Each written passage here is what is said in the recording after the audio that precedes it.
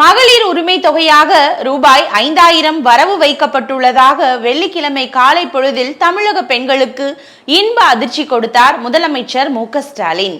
இதனை ஒட்டி தமிழகத்தில் எழுந்துள்ள அரசியல் சலசலப்புகள் தாக்கம் குறித்து சற்று விரிவாக பார்ப்போம். மகளிர் உரிமை தொகையாக 5000 ரூபாயை விடுவித்து பேசிய முதலமைச்சர் மு.க.ஸ்டாலின், அதிமுக பாஜக கூட்டணி தேர்தலை காரணம் காட்டி மகளிர் உரிமை தொகையை நிறுத்துவதற்கான சூழ்ச்சியை செய்து வருகிறது.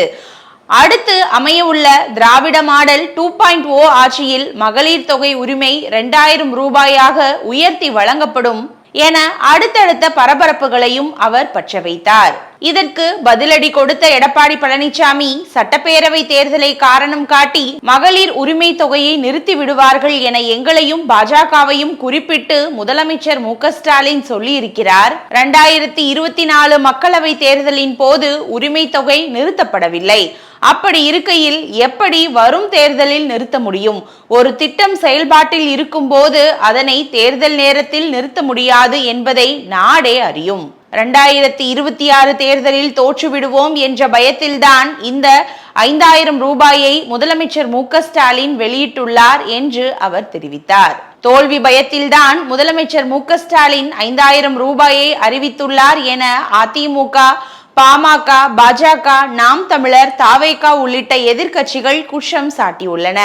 அதே நேரத்தில் உரிமை தொகை திட்டத்தை நிறுத்த பாஜக, அதிமுக கூட்டணி செய்த சதியை முறியடித்து ஸ்டாலின் சிக்ஸர் அடித்துள்ளார் என திமுக கூட்டணி கட்சிகள் பெருமிதப்பட்டு வருகின்றன. சட்டப்பேரவை தேர்தல் நேரத்தில் பெண்களின் வங்கி கணக்குகளில் பணம் வரவு வைக்கப்படுவது தற்போது அரசியல் வியூகமாக மாறியிருக்கிறது. பெண்களுக்கு 1000 ரூபாய் உதவித்தொகை என திமுக அளித்த தேர்தல் வாக்குறுதி அக்கட்சி 2021 ஆட்சியை பிடிக்க அடித்தளமிட்டது. அதுபோல கர்நாடகா மற்றும் தெலுங்கானாவில் காங்கிரஸ் கட்சி ஆட்சியை பிடிக்கவும் பெண்களுக்கு உதவித்தொகை திட்டங்கள் முக்கிய காரணமானது.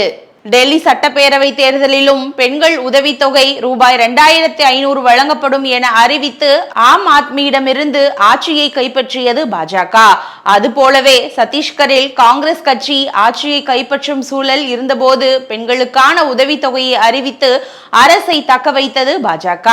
அது மட்டுமின்றி ஆட்சியில் இருக்கும் போதே பெண்கள் உதவித்தொகை அறிவிப்பை வெளியிட்டு அரசை தக்க வைத்துக் கொண்ட மாநிலங்களும் உண்டு.